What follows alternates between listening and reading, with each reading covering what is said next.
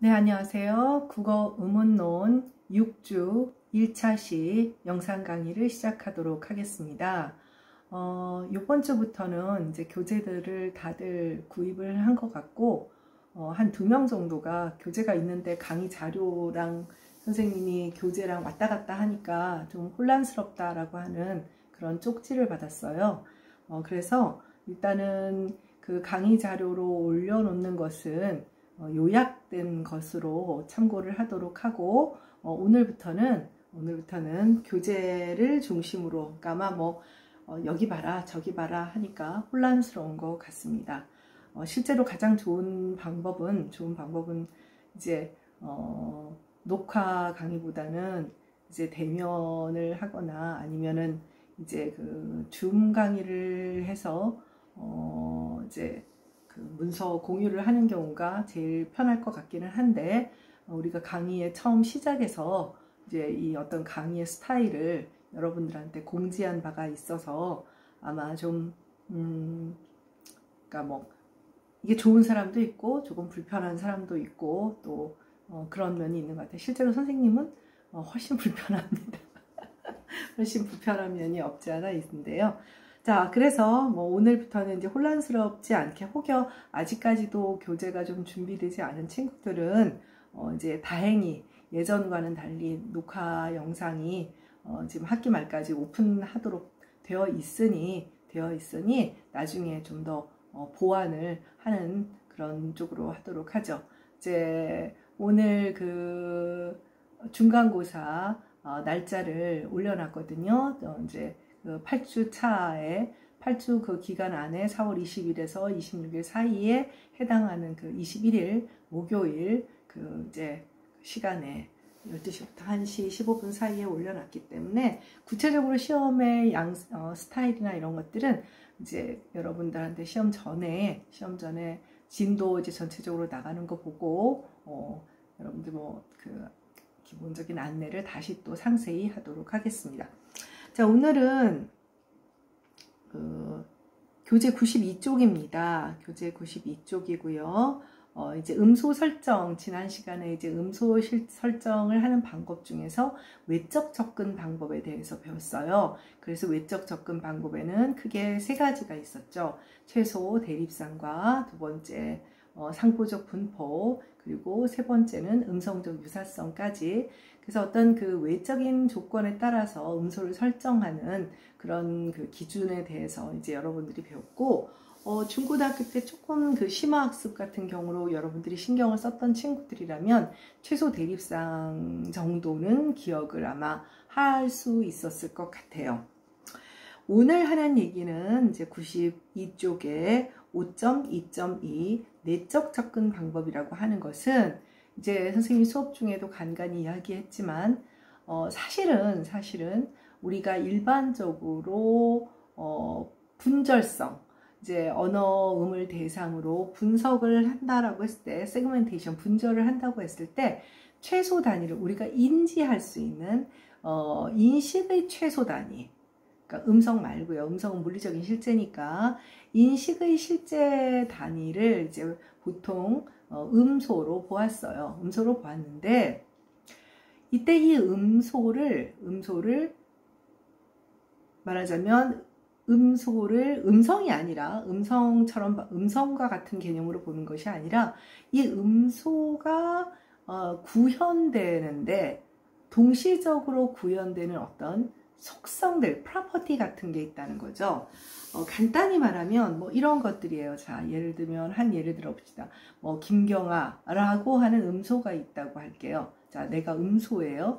자, 이 음소는 예를 들면 여자라는 속성, 그 다음에 뭐 나이는 50대 중년 여성이라는 속성, 그 다음에 서울여대 교수라는 속성, 또 뭐 한 가정의 엄마이자 아내라는 속성, 또 뭐 키는 얼마, 몸무게는 얼마, 뭐 전공은 뭐 이런 다양한 그런 어떤 그 프로퍼티가 동시적으로 구현되었을 때 김경아가 되는 것이죠. 그쵸?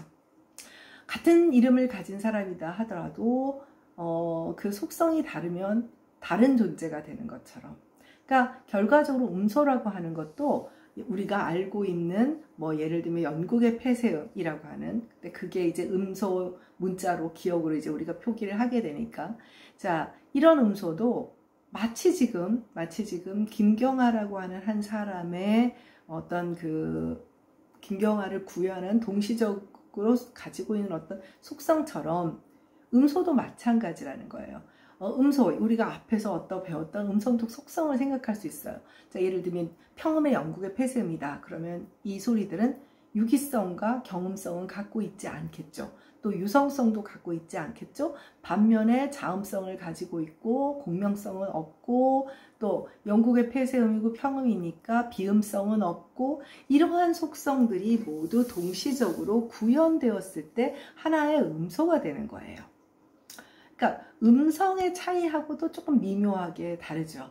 그래서 결과적으로 이렇게 들여다보니, 아, 평음의 영국의 폐쇄음을 만들려고 하면 뭐 조음이치는 어떠하고 우리가 앞서 배웠던 물론 여러 가지 조음성학적인 그런 어떤 그 특징들이 하나의 속성이 되게 되는 거죠. 그래서 그들이 동시에 구현되어서 하나의 음소가 된다. 그럼 한 음소의 내부적인 속성에 의해 음소가 결정되는 것이죠. 그래서 이것을 내적 접근 방법이라고 부릅니다.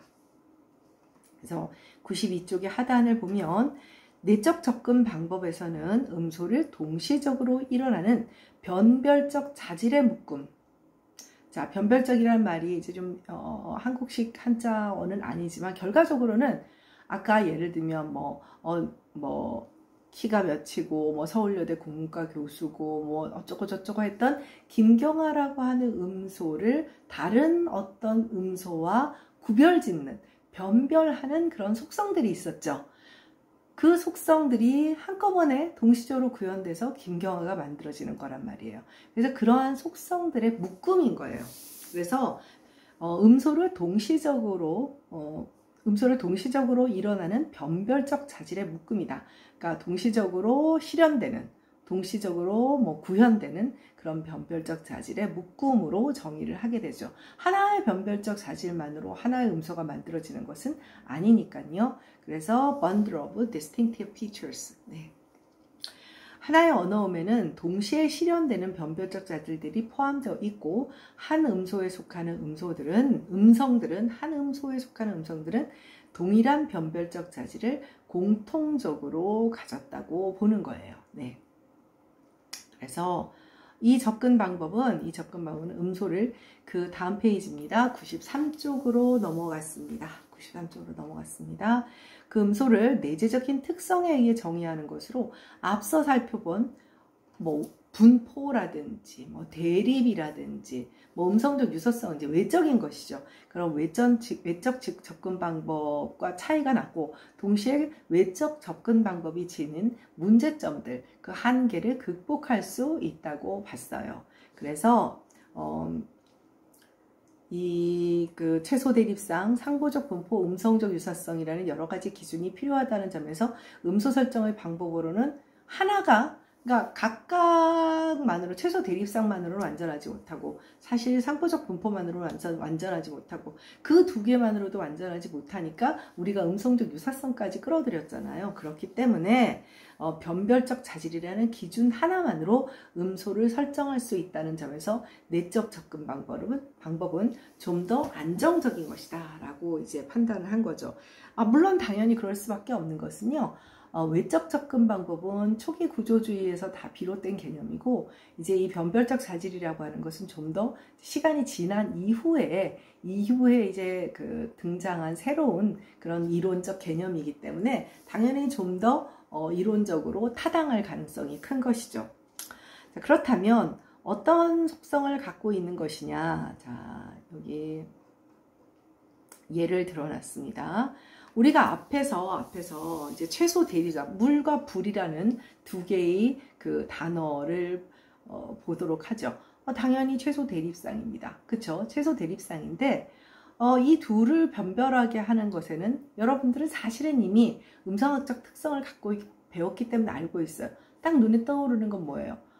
최소 대립상인데, 단순하게 우리가 앞에서 최소 대립상을 말할 때는 양순 비음과 양순 폐쇄음이 대립한다라고 생각했는데 그러고 보니 사실 이 최소 대립상은 미음과 비음, 이제 편의상 그렇게 문자의 이름으로 말할게요. 근데 문자의 이름이죠. 미음과 비음의 대립이 아니라 비음성의 유무의 대립이구나 라는 것을 간파할 수 있을 겁니다. 어차피 두 소리는 공기가 비강으로 나가느냐 구강으로 나가느냐의 그 차이만 있을 뿐 나머지 속성은 모두 같거든요. 네. 자, 그래서 물과 불을 변별할 수 있게 하는 것은 비음성이에요. 또 반면 불과 풀을 구별할 수 있는 건 뭐예요? 그럼 당연히 알죠. 이건 비읍과 피읍이라는 문자, 이건 결과적으로 하나는 평음이고 하나는 유기음이니까 유기성의 유무구나. 그렇죠. 네. 성대의 기식의 에스피레이션의 유무에 따라서 이 두 단어의 의미는 변별되고 또 두 개의 음소는 변별이 되는 거예요. 결과적으로 여기서 이들 최소 대립상들을 만들어내는 네이저리티, 비음성, 에스피레이션, 유기성 이것이 각각 변별적 자질이 되는 것이죠. 네.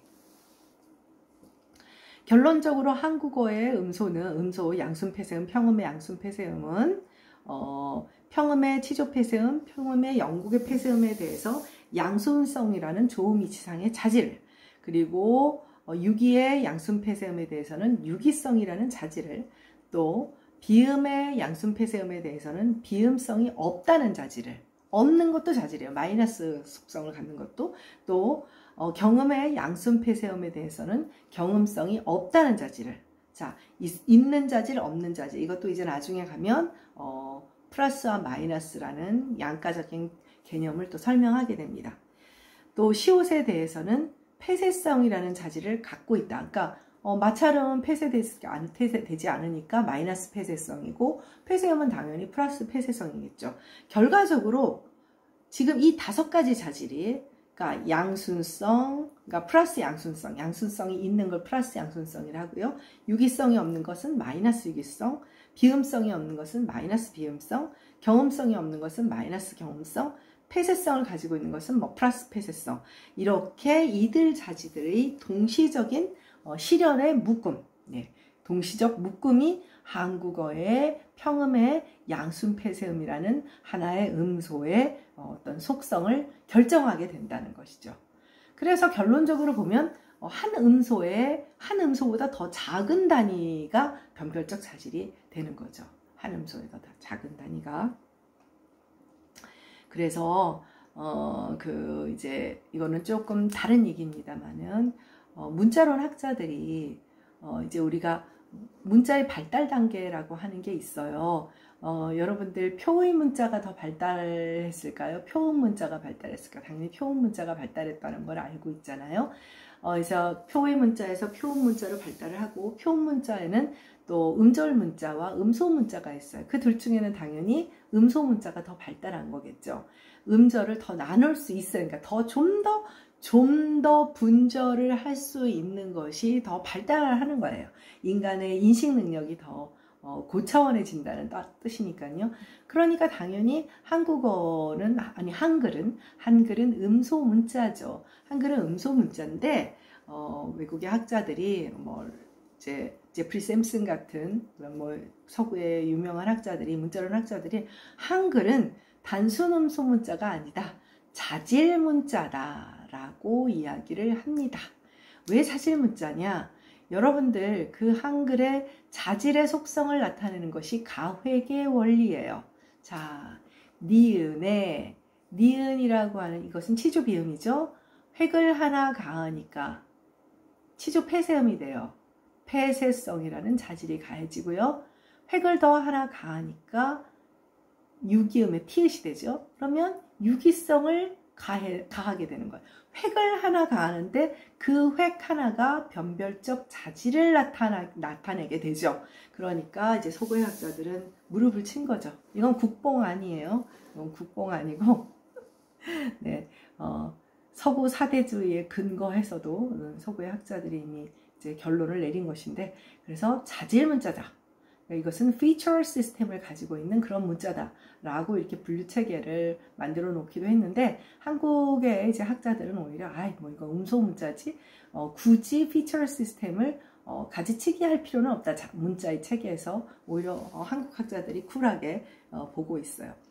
네, 어찌되건 간에 중요한 것은 이제 그 변별적 자질의 개념을 여기서 여러분들이 이해하고 넘어가는 것입니다. 그래서 결론적으로는 아까 선생님이 비유적인 표현을 했던 것처럼 어떤 김경아라고 하는 사람의 어떤 신상 명세들, 근데 그 신상 명세 중에 단 하나만, 예를 들면 내가 뭐 한 24세다. 그럼 그건 그 김경아가 아니죠. 내가 아니야. 여러분의 선생님 김경아가 아닌 또 다른 김경아가 되는 것이죠. 다른 자질을 가졌으니까. 네. 네, 그래서 또 그 다음 단락으로 가겠습니다. 그래서 어떤 언어의 음소 목록이든 한정된 수요의 변별적 자질에 결정될 수가 있어요. 그러니까 이거는 우리가 앞서 조음성학적인 개념을 배울 때 사실 그 조음성학의 개념들이 다 자질로 바뀌는 거예요. 그러니까 우리가 예를 들면 조음이치가 대략 11개 정도지만 국어의 경우에는 그 11개를 모두 쓰지 않죠. 그렇죠? 이처럼 어떤 언어든 그 음소 목록을 음소 목록에 이제 명세를 하기 위해서 한정된 수요의 변별적 자질만으로 충분히 가능해요. 그러니까 굉장히 경제적인 것이죠. 네. 그래서 한정된 수요의 변별적 자질에 결정되고, 이러한 내적 접근 방법은 앞에서 말한 외적 접근 방법에 비해 훨씬 더 체계적이고 이론적 타당성을 갖고 있는 것으로 보고 있어요. 그런데 이제 그러면 여러분들 뭐 학교 문법에서 왜 이런 거를 안 가르치나요? 라고 하는 그런 궁금증이 생길 텐데, 여러분이 이제 나하고 요번 주에 변별적 자질을 공부를 해보면 고등학교 교과 과정에 이거를 굳이 넣는 것이 필요할까라는, 그러니까 음소 차원에서의 설명만으로도 충분하다라고 생각을 한 거죠.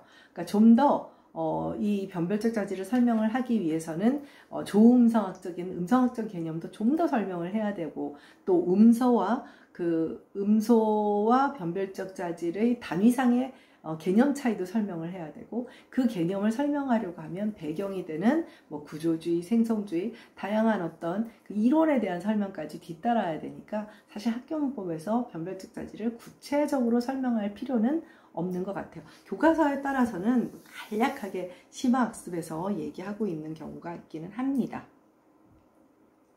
네,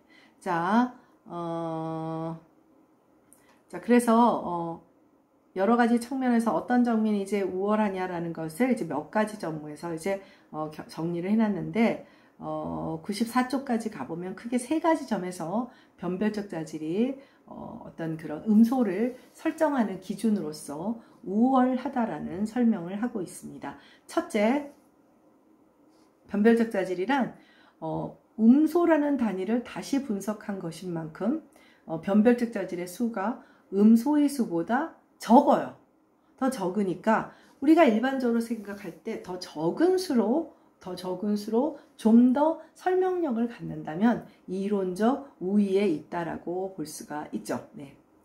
또한 이제 나중에 이제 뒤에서 더 자세히 배우겠지만, 음소로 설명을 할 때, 음소로 이제 기술을 할 경우에 좀 더 복잡해지는 경우에, 설명을 하기에도 좀 더 복잡할 때 변별적 자질을 이용하면 아주 뭐랄까요, 기술의 명쾌함 같은 것들을 이제 볼 수 있게 되죠.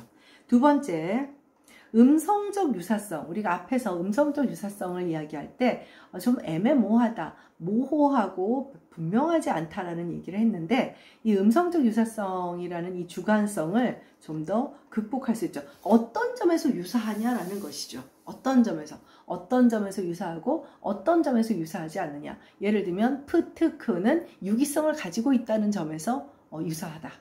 브드그는 유기성을 갖고 있지 않고 경험성을 갖고 있지 않다는 측면에서 좀 더 가깝다.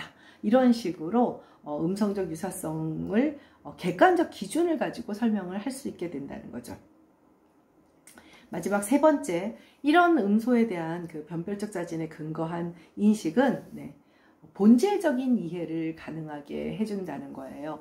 우리가 이제 음운, 음소 체계를 설정해서 봤을 때 좀 더 자연 부리로 묶일 수 있는, 좀 더 가까운, 그러니까 좀 더 가까운 자연 부리로 묶을 수 있는 음소와 그렇지 않은 음소, 이런 것들을 좀 더 체계적으로 설명할 수 있는 그런 장점을 갖게 된다는 거죠. 이렇게 따라서 변별적 자질이 좀 더 이론적으로 우위에 있다라고 일반적으로 얘기를 합니다.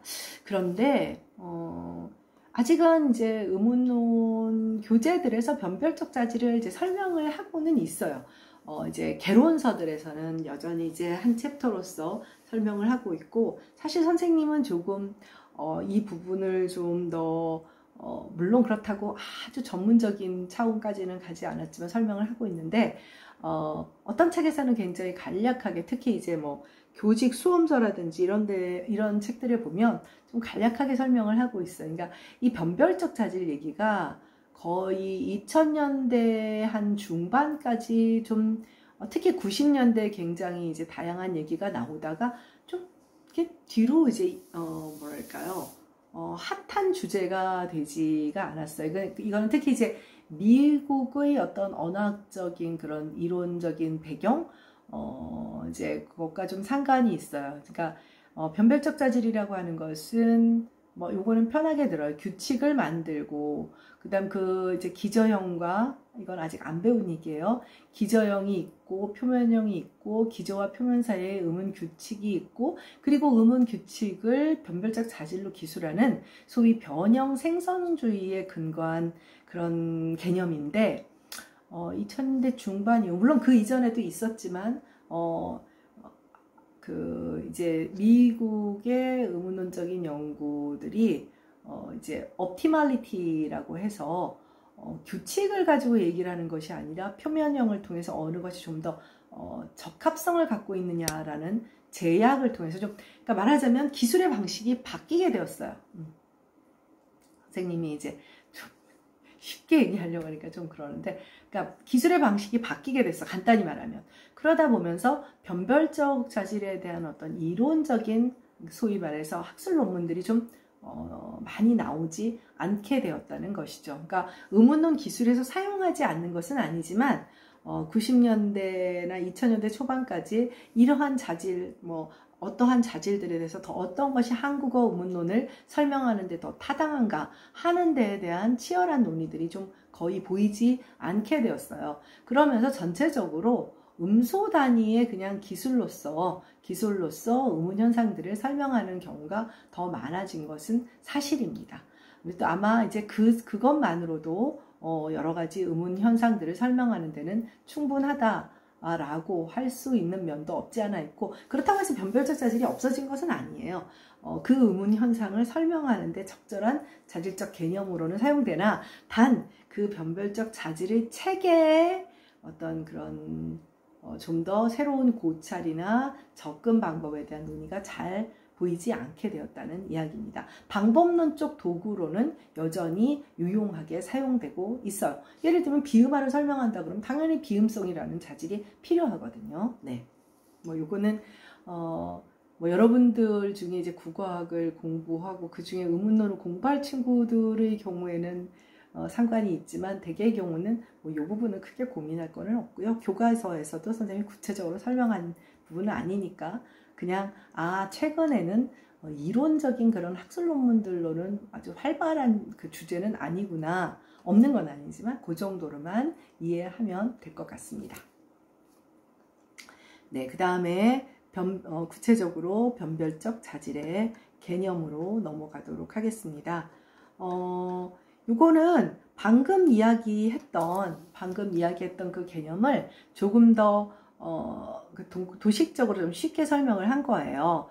그래서 94쪽 그 이제 언어음을 계기적으로 분석하는 경우, 계기적으로 이제 순차적으로 시간 순서에 따라서 분석하는 경우 최소의 단위는 음소가 되지만, 동시적으로 simultaneous하게 분석을 하면 음소보다 더 작은 단위로 분석될 수 있고, 이게 변별적 자질이다. 그래서 한국어의 그 음소, 평음의 양순폐쇄음을 변별적 자질의 실현으로 그림으로 만들어 보면 자, 95쪽에 그림이 있습니다. 1번, 2번, 3번 모두 1번, 2번, 3번 모두 이제 음소 편의상 비읍이라고 할게요. 평매, 양순, 폐쇄음 너무 길어서. 그러나 절대로 이것은 문자랑 착각하면 안 돼요. 거듭거듭 강조하지만 사선 표시 안에 들었죠. 음소예요. 음소의 평매, 양순, 폐쇄음. 이 음소는 이 음소의 속성을 나타내는 것은 1번일 수도 있고 2번일 수도 있고 3번일 수도 있어요. 갑자기 그런 생각이 들죠. 선생님 무슨 얘기예요? 이거 개수가 다른데 아마 이런 생각을 할 텐데 간단히 말하면 자 선생님이 명함에다가 김경아 서울여자대학교 인문대학 국어국문학과 교수 그렇게 나를 명세했어요. 그쵸? 신상명세죠. 자, 그게 지금 3번이에요. 간단히 말하면 가장 간단하게 쓴 거예요. 그럼 2번은 뭐냐면 2번은 자 김경아 서울여자대학교 인문대학 국어국문학과 교수 김경아 그 다음에 예를 들면 아무개의 아내 아무개의 엄마 아무개의 딸 아무개의 누나 이런 식으로 그것까지 들어간 게 2번이에요. 그럼 1번은 뭘까요? 전체 다죠. 혈액형, MBTI를 아직 안 해봐서 몰라요. 네, 혈액형부터 그 다음에 나를 규정할 수 있는 모든 것, 시력, 체중, 키, 그 다음 주소, 등등, 학력, 까지 다 쓴 후울로 쓰는 것을. 간단히 말하면 우리가 신상명세 한 개인의 김경아의 신상명세도 여러 가지 차원에서 간략하게 할 수도 있고 좀 더 완전하게 할 수 있죠. 그런 것을 이제 완전하게 명세하느냐, 부분적으로 명세하느냐, 뒤에 또 다시 설명을 합니다. 자, 음소도 마찬가지예요. 음소도 마찬가지여서 완전하게 이 음소를 설명하는 모든 자질들을 다 명세하는, 다 표시하는 그런 1번과 같은 입장도 있고 좀 더 간략하게 표시하는 3번과 같은 입장도 있다는 거예요. 그러면 여기에 지금 일단 변별적 자질들의 내용을 보면 여러분들이 내가 앞에서 배웠던 조음 음성학적인 그 개념들을 다 자질로 사용했구나 라는 것을 확인을 할 수 있을 겁니다. 그래서 자, 이제 완전 명세를 한 이제 모든 자질들을 다 드러낸 1번을 한번 볼까요? 자, 평음의 양순 폐쇄음. 자, 당연히 플러스 자음성 맞죠? 지금 아마 여러분들이 처음에 딱 보고는 책 이렇게 아마 훑어본 사람들은 변별적 자질 보고 제일 다 경악을 해요. 근데 진짜로 단순한 부분이고 그야말로 이분법적인 그런 논리적인 틀을 가지고 있어요. 근데 이제 형식이 좀 뭔가 이렇게 수학 기호 같은 느낌으로 나오다 보니 좀 그런데 아주 단순한 거예요. 그래서 플러스 잠성이죠. 맞죠? 플러스 잠성이니까 당연히 마이너스 모음성이죠. 자, 그리고 여러분도 지금 조금 전에도 말했지만 얘는 당연히 마이너스 비음성이고요. 그리고 폐쇄음이니까 마이너스 공명성이겠죠. 자음이니까 음절을 이룰 수 있어요, 없어요? 마이너스 성절성이겠죠. 자, 양순음이니까 플러스 순음성이겠죠. 자, 그 다음에 조음이치는 앞쪽에서 나니까 플러스 전방성 아직 안 배웠어요. 아직 안 배웠어요. 지금 보여주기만 하는 거예요. 그 다음에 양순음은 혀의 중앙 부위와는 무관, 혀의 중앙 부위는 사용하지 않잖아요. 입술 소리니까 그게 이제 설정성이라는 건데 마이너스 설정성이고 이 뒤에 자질에 대한 설명이 쫙 나오니까 미리 조급해하지는 말고 그 다음에 마이너스 긴장성 이제 경음이 아니니까 그 다음에 유기음이 아니니까 마이너스 유기성이에요. 자, 이러면 음소 비읍에 대한 full specification 내가 영어로 말했지만 뒤에 또 다 나와요. 완전 명세를 한 거예요. 자, 반면에 3번을 볼까요? 3번의 경우는 플러스 자음성, 마이너스 비음성, 마이너스 공명성, 플러스 순음성, 마이너스 긴장성, 마이너스 유기성. 자, 일단 플러스 자음성, 자음이니까 모음성이고 이런 거 다 빼버린 거예요. 모음성 필요 없죠. 그런데 비음성은 반드시 있어야 되죠. 만약에 마이너스 비음성이라는 게 없으면 어떻게 돼요? 양손 비음이 되잖아요. 그렇죠? 그 다음에 그리고 당연히 마이너스 공명성인 걸 밝혀줘야 되죠. 그다음에 이제 나머지는 같습니다. 반면에 2번은 뭐냐면요. 2번은 다른 거는 상관이 없고 플러스 순음성을 빼고 플러스 전방성과 마이너스 설정성을 넣은 경우예요. 이제 조우미치 여러분들 기억나죠? 조우미치 자질에서 어느 쪽을 선택할 거냐의 문제인데 그거는 후반부에 가서 배우도록 하겠습니다. 그래서 여러분들은 결과적으로 그러니까 지금 어때요? 커다란 가까로 안에 모든 자질들이 동시적으로 구현되면 이 소리가 된다는 뜻이죠. 단 얼마만큼 완전 명세를 할 것이냐, partial specification, 부분 명세를 할 것이냐, 그러한 차이만 있다는 것입니다. 그래서 여기 밑에는 그러한 설명을 한 것이고요.